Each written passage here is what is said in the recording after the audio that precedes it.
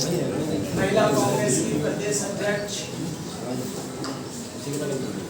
आप झारखंड प्रदेश कांग्रेस कमेटी के अध्यक्ष, विधायक दल के नेता और चीफ ऑर्गेनाइजर सेवा दल दिल्ली नाथन जी, ये सारे लोग यहाँ पे उपस्थित हैं। अब मैं रिक्वेस्ट करूंगा झारखंड प्रदेश कांग्रेस कमेटी के अध्यक्ष श्री राजेश ठाकुर जी से।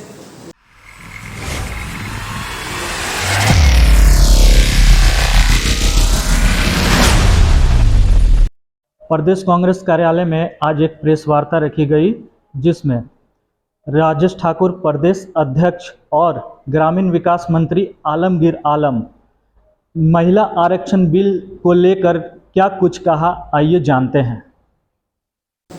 आप सब जानते हैं किस तरह से सदन में महिला आरक्षण के लिए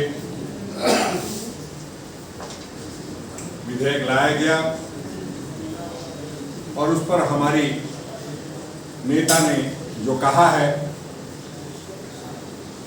उसको उस संदर्भ में आज ये प्रेस कॉन्फ्रेंस आयोजित की गई है। क्योंकि पूरे देश में अंतिम व्यक्ति तक आदरणीय श्रीमती सोनिया गांधी जी का, आदरणीय राहुल गांधी जी का, आदरणीय मल्लिकार्जुन खड़गे जी का जो संदेश है वो जाए। क्योंकि आप जानते हैं किस तरह से दिल्ली से जो मीडिया की खबर चलती है वो दिल्ली में ही रह जाती है, यूं कहिए कि शहरों तक चलती है। आप सभी जो हमारे साथी हैं, हमें ये विश्वास है कि आपकी खबरें पंचायतों तक पढ़ी जाती है, बूथ तक पढ़ी जाती है और जिन लोगों से जुड़ा हुआ ये मामला है वो पंचायत में ज़्यादा संघर्ष कर रही होती हैं। आप जानते हैं कि राजनीतिक स्वार्थ पूर्ति के लिए प्रधानमंत्री जी ने देश की महिलाओं को भी नहीं बख्शा है। 2014 से जो सरकार बनी वो 9 साल के बाद उनको ख्याल आया कि महिला आरक्षण विधेयक लाना चाहिए। हम स्वागत करते हैं कि देर आए दुरुस्त आए, किंतु बहुत सारी बातें जो है वो कहना इसलिए आवश्यक है कि आप जो हमने बिल लाया था पहले, आप उसको क्यों नहीं लेकर के आए? जो एक सदन से पास हो चुका था उसको आपको लेकर के आना चाहिए था। जो 2010 में हम लोगों ने राज्यसभा में बिल पारित किया था वो कहाँ है? उसको लोकसभा में लाकर के आपने क्यों नहीं पारित करा दिया? इसी से ये पता चलता है कि आपकी नीयत में खोट है। हमारी नेत्री आदरणीय श्रीमती सोनिया गांधी जी ने सदन में नारी शक्ति वंदन अधिनियम 2023 का पूर्ण रूप से समर्थन करते हुए यह साफ कर दिया कि कांग्रेस पार्टी ही वो पार्टी है जो वास्तव में महिला सशक्तिकरण की बात या उसको लागू करने को लेकर काम करती है।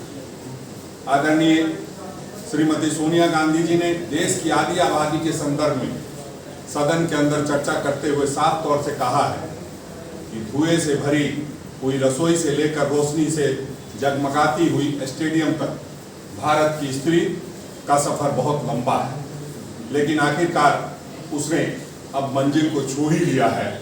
उसने जन्म दिया, उसने परिवार चलाया, उसने पुरुषों के बीच तेज दौड़ लगाई और असीम धीरज के साथ अक्सर खुद को हारते हुए लेकिन आखिरी बाजी में जीतते हुए देखा गया है।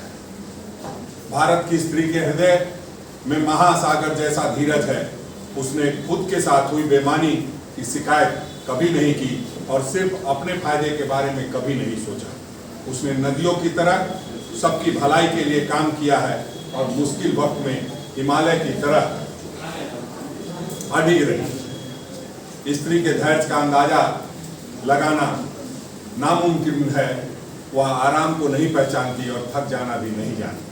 हमारे महान देश की माँ है स्त्री, लेकिन स्त्री ने हमें सिर्फ जन्म ही नहीं दिया है, अपने आंसुओं खून पसीने से सींच कर हमें अपने बारे में सोचने लायक, बुद्धिमान और शक्तिशाली भी बनाया है।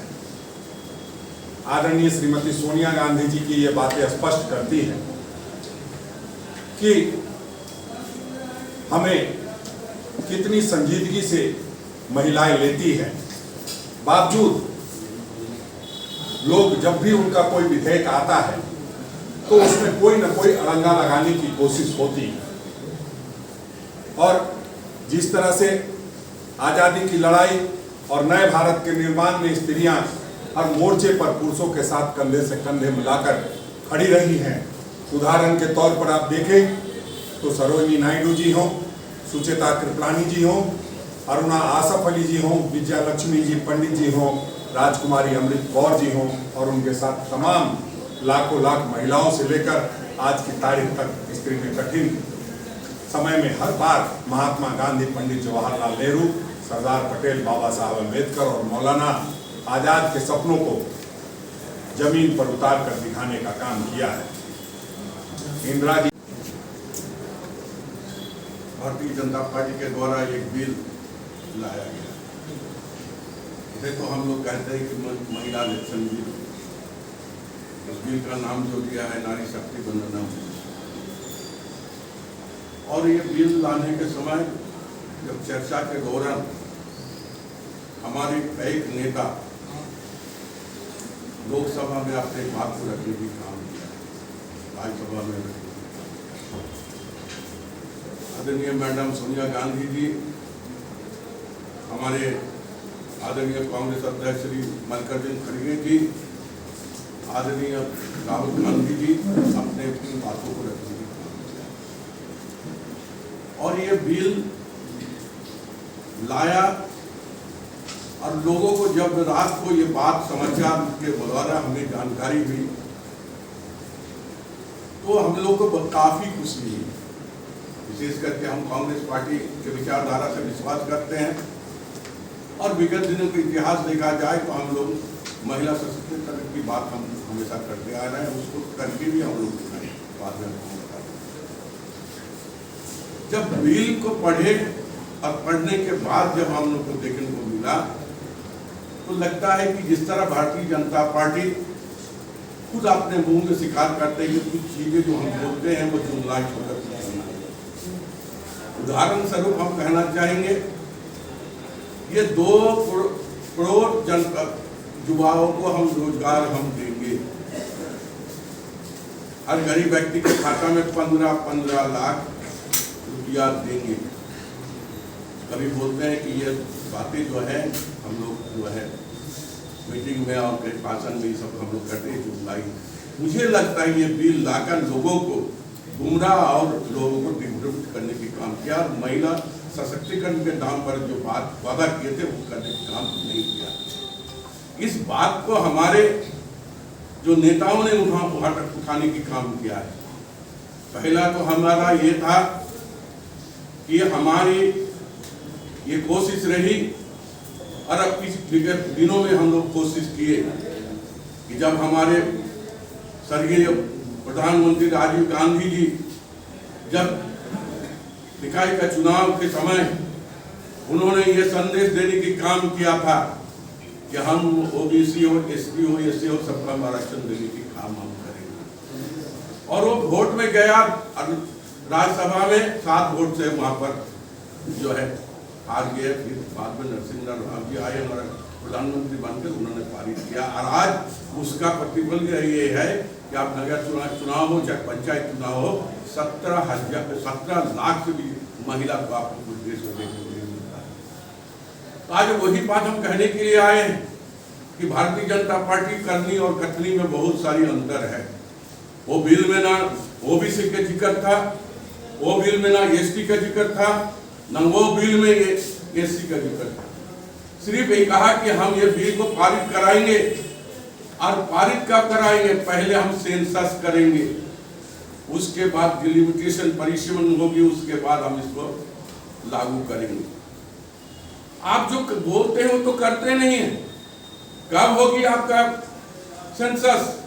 अगर सेंसस हो सही समय पर तो 2026 के पहले सेंसस नहीं हो सकता है। 2000 के पहले कैसे करेंगे? 2026 के पहले अगर सेंसस अगर सही समय पर होता है फिर रजिस्ट्रेशन की प्रक्रिया उसमें भी समय लगेगा। यानी 2030 में होगा कि 35 में होगा ये कोई नहीं कर सकता है। और इस तरह का तो सुना आपने कांग्रेस नेताओं का क्या कुछ कहना है महिला आरक्षण बिल को लेकर।